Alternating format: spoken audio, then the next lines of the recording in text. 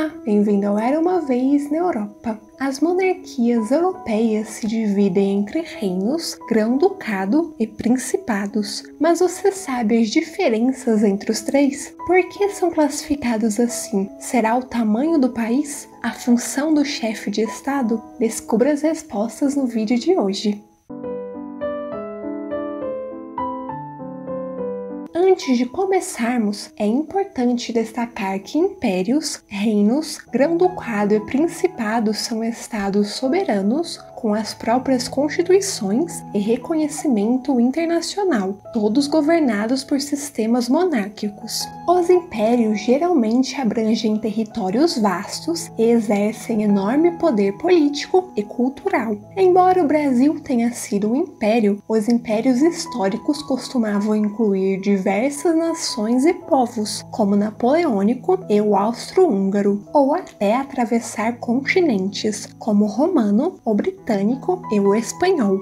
Um reino é um território com fronteiras definidas que constitui um único país, em vez de um conjunto, e é governado por um rei ou rainha. Há 7 reinos constitucionais ou parlamentares na Europa: Reino Unido, Espanha, Países Baixos, Bélgica, Suécia, Dinamarca e Noruega.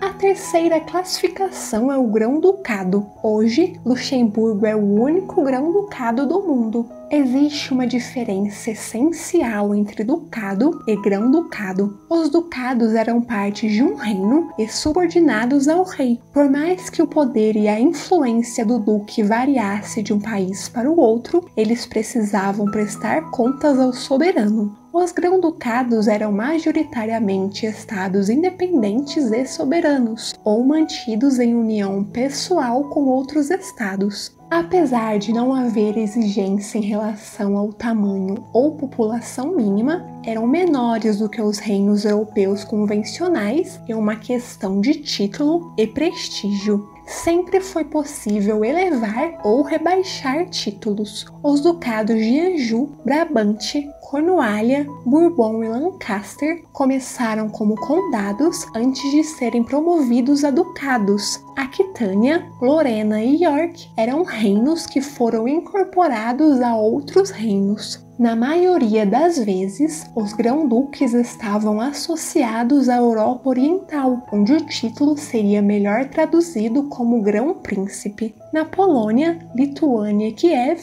cada filho de um governante tinha o próprio principado e apenas um possuía o título de grão-duque. Muitos autoproclamados grão-duques passaram pela história, mas o primeiro reconhecido pela Europa Ocidental foi Cosimo I de Médici, intitulado Grão-Duque da Toscana pelo Papa Pio V em 1569. No século XIX, o Grão-Ducado da Finlândia e o Reino da Polônia eram estados tecnicamente independentes, com os próprios governos e leis, exceto que o Grão-Duque e o rei eram a mesma pessoa, que também ocupava a posição de imperador russo. Casos semelhantes se espalharam pela Europa e o sistema se degradou quase completamente. Grão-ducados desapareceram anexados a outros reinos e impérios, a exemplo de Baden e Hesse, absorvidos pelo Império Alemão. Já a Finlândia e Lituânia se tornaram repúblicas. Luxemburgo seguiu um caminho interessante. Após a queda de Napoleão Bonaparte, o Congresso de Viena estabeleceu que o território compartilharia o monarca com os Países Baixos. O rei Wilhelm I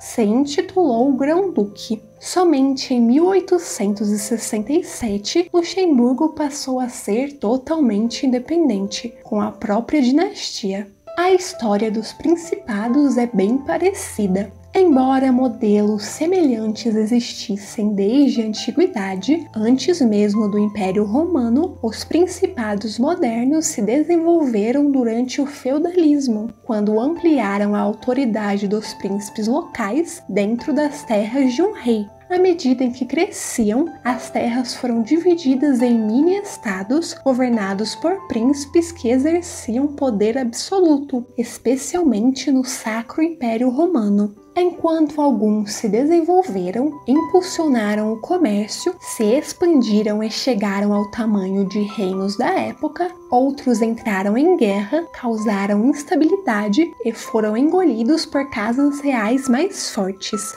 A tendência culminou na criação de países como França, Portugal e Espanha. No entanto, principados notáveis existiram até o início do século XX em regiões da Alemanha e Itália. No contexto atual, os principados são territórios governados por uma princesa ou príncipe soberano e, diferente de Luxemburgo, dependem de proteção militar externa e uma aliança próxima. Mônaco dispensa apresentações. O príncipe Albert II descende da Casa Grimaldi, uma antiga dinastia europeia.